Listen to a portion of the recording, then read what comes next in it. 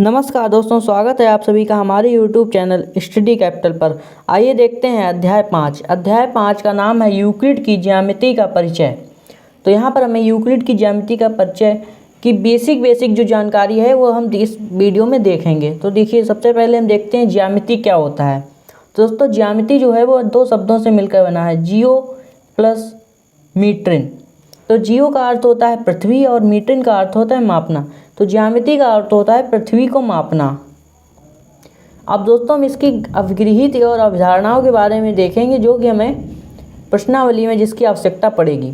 तो दोस्तों, अवगृहित और अवधारणाएं क्या होती हैं? तो देखिए, अवगृहित और अवधारणाएं सर्वव्यापी सत्य हैं। तो दोस्तों, ये जो अवगृहित और अवधारणाएं होती हैं सर्वव्यापी सत्य होती हैं, इन्हें सिद्ध नहीं किया जा सकता है। दोस्तों, ये ऐसी होती हैं कि इन्हें सिद्ध नहीं किया जा सकता। जैसे एक अभिधारणा है, किसी भी वस्तु का पूर्ण उसके भाग से बड़ा होता है। तो दोस्तों, ये तो सभी जानते हैं, ये सर्वव्यापी सत्य होता है कि पूरी चीज़ का कोई भी भाग होगा। जैसे ये पेन है, इसका इतना भाग है, वो अपने पूरे से तो बड़ा ही होगा। तो ये सर्वव्यापी सत्य होता है, इसको सिद्ध नहीं किया जा सकता है। परंतु इनका प्रयोग दूसरे कथनों को सिद्ध करने या उनके सत्य असत्य होने की जांच करने में किया जाता है। दोस्तों, इनका उपयोग वहाँ होता है, इनका उपयोग हम दूसरे कथनों को सिद्ध करने में कर सकते हैं और उनकी सत्य और असत्य की जांच करने में भी कर सकते हैं। तो देखते हैं अवगृहित क्या होते हैं। अवगृहित ये मुख्यतः ज्यामिति से संबंधित होते हैं।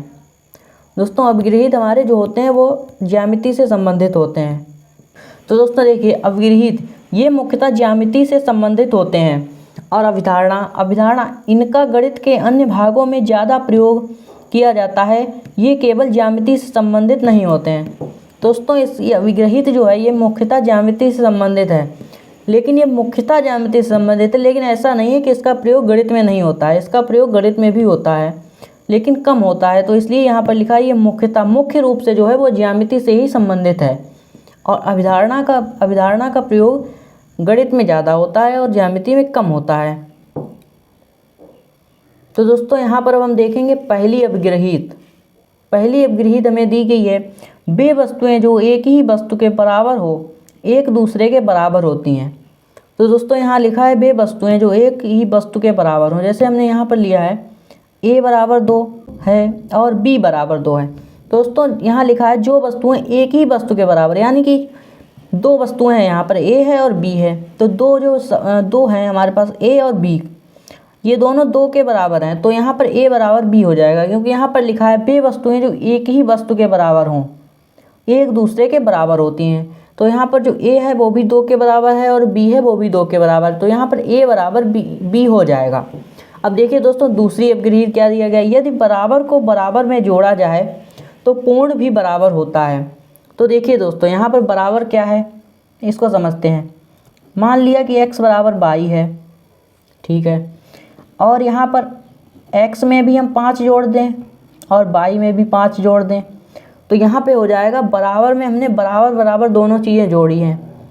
तो यहाँ पर जो इनका जो योग हो जाएगा बाद में वो भी बराबर ही होगा। तो x बराबर y था, दोनों तरफ हमने 5 जोड़ा है, तो x प्लस 5 और y प्लस 5 बराबर ही रहेंगे। दोस्तों, यहाँ पर देख लीजिए, यहाँ पर हमने लिखा है 5 बराबर 5, एक बराबर हमारा ये हो गया 5 बराबर 5 और दूसरा 2 बराबर 2। तो यदि बराबर को बराबर में, यानी कि 5 बराबर 5 हैं, ये दोनों बराबर हैं, इनको हम आपस में जोड़ देते हैं। 5 प्लस 2 बराबर 5 प्लस 2। तो दोस्तों, यहाँ पर योग जो होगा 7 ही आएगा दोनों तरफ, यानी कि बराबर में बराबर को जोड़ा जाए तो योग जो आता है वो पूर्ण जो आता है वो हमारा बराबर ही होता है, यानी दोनों का योग यहाँ पर 7 आ रहा है। तो यदि बराबर को बराबर में हम जोड़ेंगे तो उसका पूर्ण जो है वो बराबर ही आएगा। अब हम यहाँ पर अवगृहित 3 देख लेते हैं। यदि बराबर को बराबर में से घटाया जाए तो शेषफल भी बराबर आता है। तो यहाँ पर देखिए दोस्तों, मान लीजिए यहाँ पर x बराबर y है, इसमें से हम क्या करते हैं, x में से 2 माइनस कर देते हैं, y में से भी 2 माइनस कर देते हैं। तो 2 और 2 बराबर हैं, दोनों तरफ हमने 2 ही माइनस किए हैं। तो तो x में x और y बराबर थे, तो यहाँ पर जो इसका शेषफल आएगा वो भी बराबर होगा। तो यहाँ पर देखिए 7 लिखे हैं हमारे पास, 7 बराबर 7, यहाँ पे है 5 बराबर 5, दोनों बराबर हैं। और 7 में से 5 घटा देंगे, यहाँ पर 7 में से 5 घटा देंगे, तो दोनों तरफ हमने बराबर संख्या में और बराबर ही घटाया है। तो यहाँ पर हमारे पास 2 बराबर 2 आ जाएगा, यानी कि 2 बराबर को बराबर में से घटाया जाए तो शेषफल हमारे पास बराबर आता है। अब दोस्तों देखते हैं चौथी अपगृहीत। चौथी अपगृहीत दी गई है कि वे वस्तुएं जो परस्पर संपाती हों एक दूसरे के बराबर होती हैं। तो दोस्तों वे वस्तुएं जो एक दूसरे के संपाती, मतलब मान लीजिए ए बी एक रेखा है 5 सेंटीमीटर की और सी डी एक रेखा है 5 सेंटीमीटर की। तो यदि ये ए बी रेखा हम सी डी के ऊपर रख दें तो हमें सिर्फ एक ही रेखा दिखाई दे, यानी कि उसकी लंबाई बराबर हो, समरूप हो बिल्कुल। ए बी को हम अगर सी डी पे रख दें तो बिल्कुल बराबर होंगी वो। तो जब एक दूसरे के परस्पर संपाती हों तो एक दूसरे के बराबर होती हैं। मान लीजिए यहाँ पर हम एक लाइन खींचते हैं, ए बी लाइन है एक, इस पे हमने यहाँ पर एक बिंदु सी है, सी जो है इसको समद्विभाजित कर रहा है।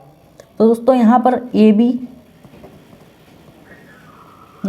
सी प्लस बी सी, ए सी और बी सी जो है, ए सी प्लस बी सी, ए सी और ए सी ये है हमारा और बी सी ये है, इसको जब हम जोड़ेंगे तो ए बी के बराबर आ जाएगा, यानी कि A C plus B C A B के संपाती है। और जब दोस्तों A C plus B C A B के संपाती है तो वो बराबर हो जाएगा ए बी के। अब दोस्तों देखते हैं पांचवी अपगृहीत। पांचवी अपगृहीत हमें दी गई है पूर्ण अपने भाग से बड़ा होता है। तो दोस्तों ये तो मैंने आपको अभी बताया था। मान लीजिए ये एक आयत है, 7 सेंटीमीटर है, इधर 2 है, और इसमें से हम क्या करते हैं 1 सेंटीमीटर का हम 1 सेंटीमीटर कम कर देते हैं, इसको हम यहाँ पे ले लेते हैं अलग। तो इसका ये भाग है जो इसमें से हमने निकाल लिया है वो तो सदैव इससे छोटा ही होगा, ये तो सत्य है। अब दोस्तों देखते हैं छठी अपगृहीत। छठी अपगृहीत हमें दी गई एक ही वस्तुओं के दुगनी परस्पर बराबर होते हैं। तो दोस्तों एक ही वस्तु को दोगुना करने पर वो परस्पर बराबर होती हैं।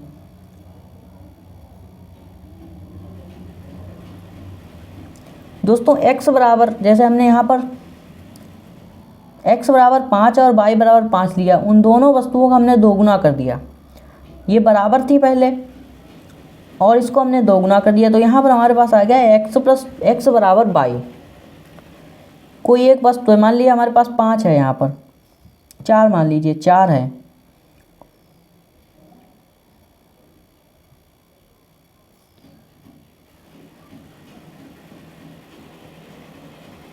जो कि x बराबर है।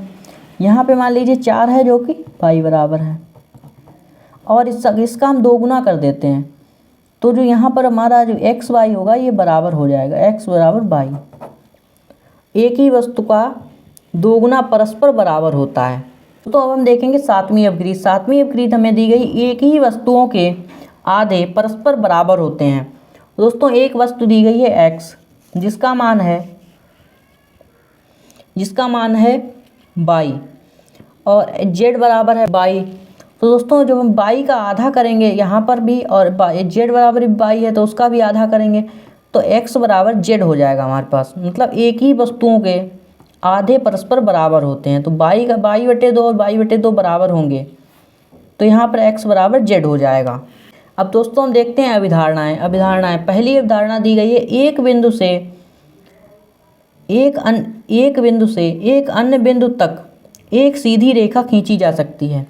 दोस्तों ये तो सबको पता है, एक बिंदु ये है हमारे पास, एक ये है, तो इससे हम सीधी रेखा खींच सकते हैं। मान लीजिए एक ये बिंदु है, एक ये बिंदु है, तो इससे भी हम सीधी रेखा खींच सकते हैं। तो चाहे जहाँ पर कोई भी बिंदु हो तो हम वहाँ पर सीधी रेखा खींच सकते हैं। 2 बिंदु दिए गए हैं अगर यदि हमें। तो अब दोस्तों हम देखेंगे दूसरी अभिधारणा। दोस्तों देखिए दूसरी अभिधारणा में दी गई है एक शांत रेखा को अनिश्चित रूप से बढ़ाया जा सकता है। तो दोस्तों शांत रेखा का मतलब क्या होता है? शांत रेखा को हम दूसरे शब्दों में कह सकते हैं शांत रेखा बराबर रेखाखंड। आजकल शांत रेखा को ज़्यादातर रेखाखंड लिखा जाता है।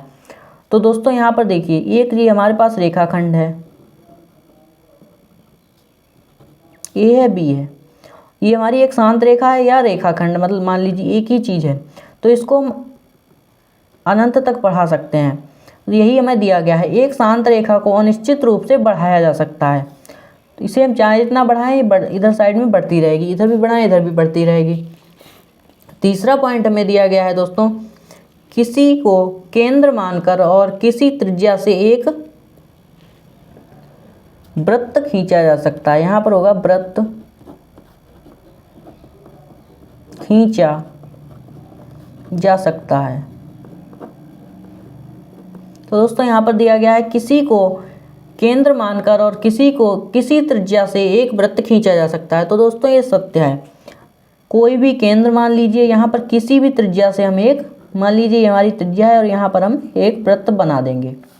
अब दोस्तों कोई दूसरी त्रिज्या अगर आप यहाँ पर ज़्यादा बड़ी त्रिज्या मान रहे हैं तो उससे भी एक वृत्त बन जाएगा, ऐसे करके किसी भी त्रिज्या से किसी भी केंद्र पर हम वृत्त बना सकते हैं। तो देखते हैं चौथी अवधारणा। दोस्तों चौथी अवधारणा में दी गई है, सभी समकोण एक दूसरे के बराबर होते हैं। तो दोस्तों ये सभी समकोण एक दूसरे के बराबर होते हैं। मान लीजिए एक लाइन है, यहाँ पर एक समकोण बना है, यह है ए और यह है समकोण बी। दोस्तों ये बराबर होंगे क्योंकि समकोण 90 अंश का होता है, कहीं पे भी बनेगा वो, ये देखिए यहाँ पे बन गया। तो ये सभी समकोण एक दूसरे के बराबर होते हैं। समकोण 90 अंश का ही होता है, इसलिए जितने भी समकोण बनेंगे वो सब एक दूसरे के बराबर ही होंगे। पांचवी अवधारणा में दी गई है, यदि एक सीधी रेखा दो सीधी रेखाओं पर गिरकर अपने एक ही ओर दो अंतःकोण इस प्रकार बनाए कि इन दोनों कोणों का योग मिलकर दो समकोण से कम हो, तो वो दोनों सीधी रेखाएं अनिश्चित रूप से बढ़ाए जाने पर उसी ओर मिलती हैं जिस ओर यह योग दो समकोण से कम होता है। दोस्तों यहाँ पर दिया गया है, देखिए ये हमने चित्र की सहायता से यहाँ पे समझेंगे। यदि एक सीधी रेखा दो सीधी रेखाओं पर गिरकर अपने एक ही ओर दो अंतःकोण इस प्रकार बनाए कि इन दोनों कोणों का योग मिलकर दो समकोणों से कम हो। तो देखिए दोस्तों यहाँ पर एक सीधी रेखा दो सीधी रेखाओं पर गिर रही है, ये हमारी एक सीधी रेखा जो गिर रही है वो है एन। दो हमने सीधी रेखाएं ली हैं, एक है एल एक है एम। और देखिए दोस्तों यहाँ पर एक,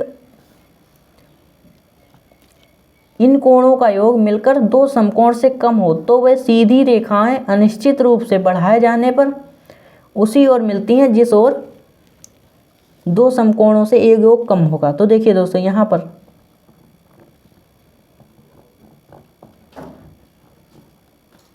ये हमारे कोण हैं, ये है एक्स, ये है वाई, ये है ए, ये है बी। यदि दोस्तों एक्स और वाई का योग यहाँ पर x प्लस वाई बराबर 180 से कम होगा,